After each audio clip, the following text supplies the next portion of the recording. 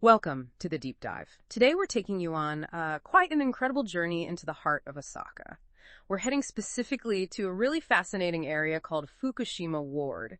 And this isn't just about skimming the surface, Our mission today is to peel back the layers of this vibrant part of Japan. We want to uncover those surprising historical stories, find the hidden gems, things that could really transform how you see the area. Think of it as, your shortcut to being genuinely well-informed, packed with insights you probably won't find in just any guidebook. Exactly. And what's fascinating, looking through our sources, everything from official city histories to more narrative accounts aimed at visitors, is how this seemingly modern ward is actually built, quite literally, on centuries of, amazing events and incredibly resilient people. So we're going to try and connect the dots for you between ancient geography, these really pivotal moments in Japanese history, and the everyday life that still, thrives there today. It's about showing you how to really feel Fukushima's past woven right into its present. Okay, let's unpack this then, and maybe start right at the very, very beginning. Can you help us picture ancient Osaka Bay? Not the city we know, but this dynamic watery landscape. It was called Naniwa Yeshojima, right? The 80 islands of Naniwa, formed by the Yodo River. What did that actually look like? Right. Yeah, imagine a vast expanse, mostly covered in reeds. Dotting this bay were, countless small islands, sandbars, constantly being reshaped by the river's sediment. It's a really fluid landscape. And what's truly remarkable is that Fukushima itself, it was one of those islands, just one of many. And the origin of its name, that gives us a beautiful insight into its ancient sort of spiritual roots. Okay, tell us about the name. So back in 901 AD, the scholar Sugawara Michizane, who was exiled, was on this difficult journey. He stopped at this particular island. And back then, it had this, pretty grim name, Gakujima, which translates chillingly to Demon Island. Demon Island. Wow, why such a scary name? Well, likely because it was treacherous. A dangerous spot for boats. Probably saw a lot of water accidents, a place people feared. But Michizane, apparently moved by the kindness of the locals, and maybe seeking some hope for his own future, he decided to rename it. He called it Fukushima, which means Lucky Island. Lucky Island. That's quite a turnaround. It really is. And it wasn't just like a casual renaming. It carried real spiritual weight. It was seen as a blessing, a prayer for those lost to the water, basically transforming a place of fear into one of hope. So, a place literally blessed with a new identity, that's a powerful start. And Fukushima wasn't the only place name around there hinting at this watery past, was it? Not at all. These names are like linguistic fossils. They reveal this hidden geography. Think about Noda or Tamagawa. That means Jewel River. It was apparently famous for its stunning wisteria flowers. They even called it Noda Fuji, like a mini Mount Fuji of blossoms. Noda Fuji, I like that. Then you've got Ebi. That comes from Ebisu, or shrimp shoal. Because, it used to be literally underwater in the sea. Shrimp shoal. That really paints a picture. Exactly. And Sagisu, too, another name pointing to an old sandbar or island. It's all there in the names if you look. It's amazing how those names stick around, and you can still see the shape of it today, right? With the rivers. You can. Even though it's mostly solid land now, the Yodo, Dojima, and Ajigawa rivers still define Fukushima's boundaries. They're a constant reminder of its watery origins. So this deep history gives you this unique lens to explore the modern city through. Okay, so from watery islands, how did Fukushima evolve next? Osaka became this huge commercial center, the nation's kitchen. How did Fukushima fit into that? That's the next crucial chapter. During the Edo period, Osaka was booming, and they undertook this massive land reclamation project right here. They created Fukushima Shiden, basically turning this watery area into a bustling, you could call it a golden island for merchants. Its location was perfect for water transport, so it became incredibly valuable for trade. And this period really highlights Osaka's unique, sometimes quite clever entrepreneurial spirit.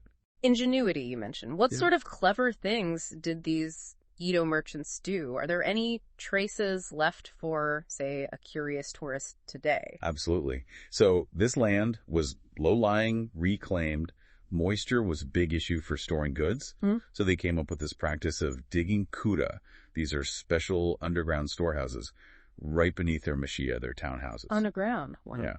And you might, if you look closely at the foundations of some older buildings, especially near places like Fukushima Tenmangu Shrine, you might spot hints of these century-old structures. And it wasn't just storage. There was this whole culture of yoshoi, or night trading. Night trading. Sounds a bit sneaky. It kind of was. To avoid heavy taxes, merchants would secretly move goods using small boats under the cover of darkness. It fostered this whole vibrant, clandestine economy right here. Shows how innovation happens, even when we're trying to fly under the radar, Secret underground storage and night trading. That's fascinating. That kind of spirit must have paved the way for the next big change, right? The Industrial Revolution. Fukushima was huge in that, wasn't it? Oh, absolutely pivotal. Fast forward to 1889. Fukushima becomes home to the Osaka Spinning Co. This was Japan's first modern textile factory. A massive deal. It wasn't just a factory. It was a symbol of Japan's huge leap into industrialization. And it brought a whole new wave of human stories with it. I bet. Thousands of workers, right? What was life like for them? Well, the sources paint a pretty tough picture, especially for the young women. Thousands migrated from rural areas for these jobs. They faced really strict 12-hour shifts, lived in cramped dormitories.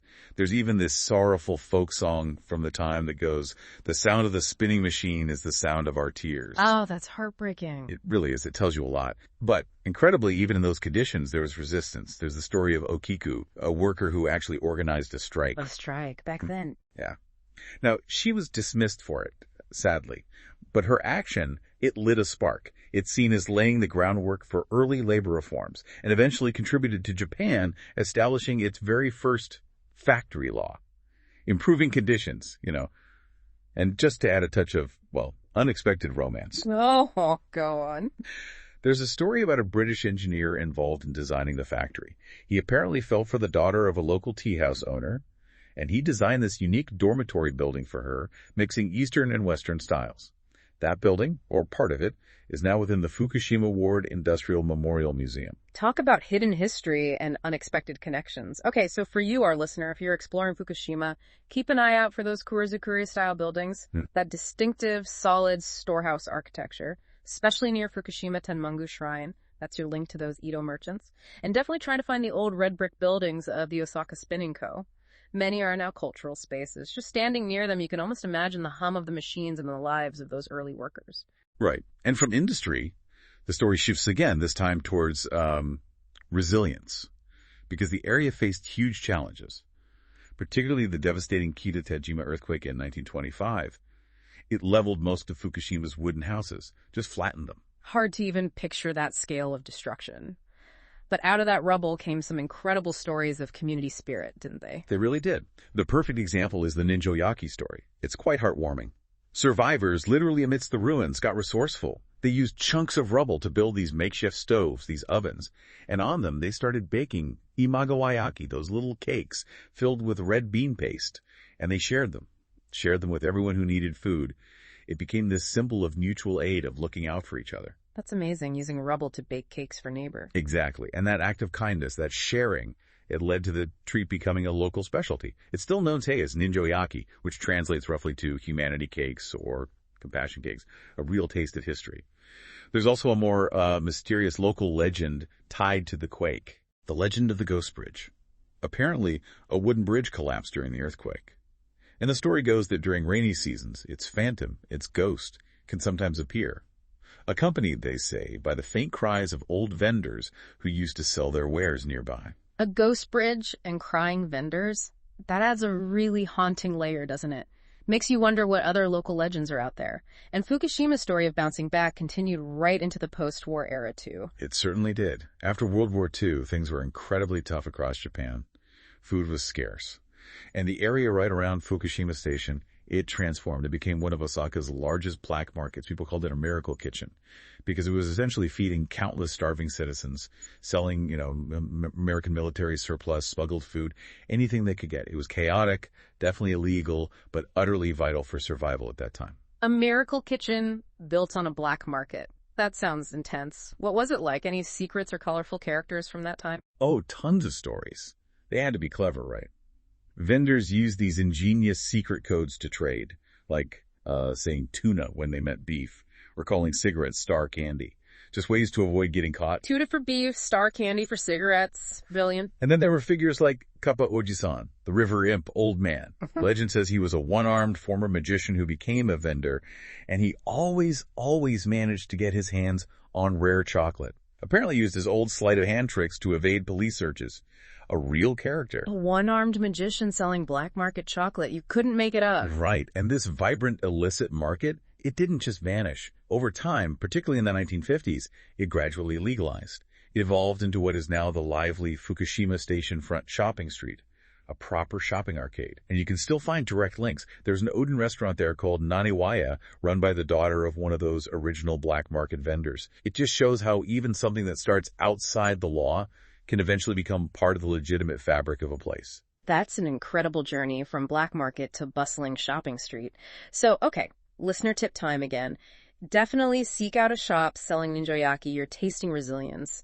And when you walk through the Fukushima Station front shopping street, try to picture that post-war chaos and energy. Apparently, according to our sources, you might even spot some reproduction street signs with QR codes. Scan them, and you might hear audio clips of old vendor calls. How cool is that for a hidden gem, bringing the past right to your ears? Yeah, it's a great way to connect. And finally, let's bring this right up to today. How is Fukushima's history still echoing in its modern cultural scene? A great example is Enichayamachi.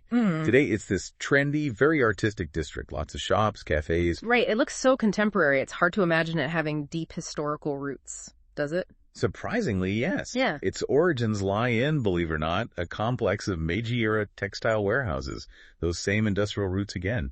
And it holds this really romantic secret, too. Have you heard of the Lover's Constellation mural? No, tell me more. It's this huge, beautiful mural, now a centerpiece of the art warehouse area within Enichayamachi. It was painted back in the 1980s by a French street artist.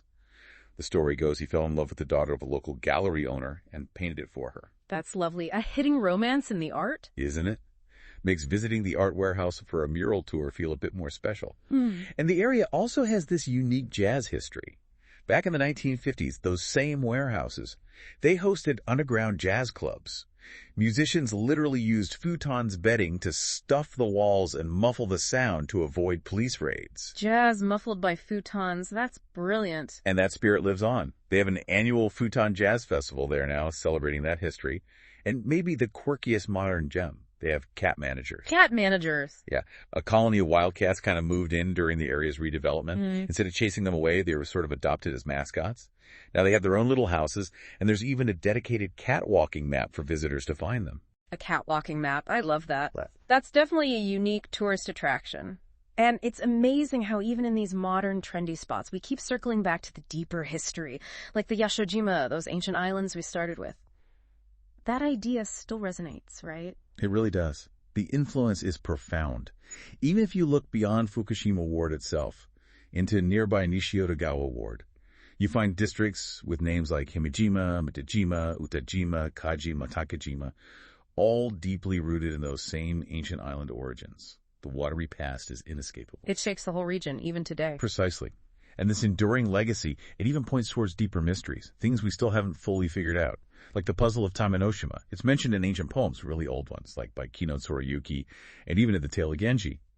But its exact location, well, it's still debated. It's like a ghost island. It might have been a site for the ancient Yashojima festival. This kind of enduring mystery just shows how deeply history is woven into this place. It adds these extra layers of appeal, inviting you to keep digging, keep discovering. What an absolutely incredible deep dive that was. Fukushima Ward. Just wow. From, the spiritual renaming of a demon island to a lucky island. Right. Through the tough lives of those early industrial workers, the amazing resilience after the earthquake with the ninjayaki, the sheer energy of the post-war miracle kitchen, and right up to modern art spaces and, yes, cat managers built on old warehouse foundations. Fukushima really feels like a microcosm of Osaka's incredible layered story. It truly does. And hopefully we've shown how almost every corner there tells a tale. How its hidden gems, the things you might walk right past, are so often steeped in these rich historical narratives. Yeah. And engaging with these stories, understanding these layers, it doesn't just make you, well-informed. It genuinely transforms your experience. It lets you connect more deeply, feel the pulse of centuries past. You start to see any city, really, not just as buildings and streets, but as this dynamic tapestry, woven from past lives, from ingenuity, from sheer human spirit. That seemingly ordinary building, that quiet street, it might just hold a profound secret, waiting for someone like you to notice. That's a fantastic way to put it. So as you go about your day, or maybe as you plan your next trip, your next adventure, consider this. What stories are waiting for you to uncover right there in the places you think you already know? This deep dive is just the start of how you can truly become well informed about the world, one fascinating place, one hidden story at a time.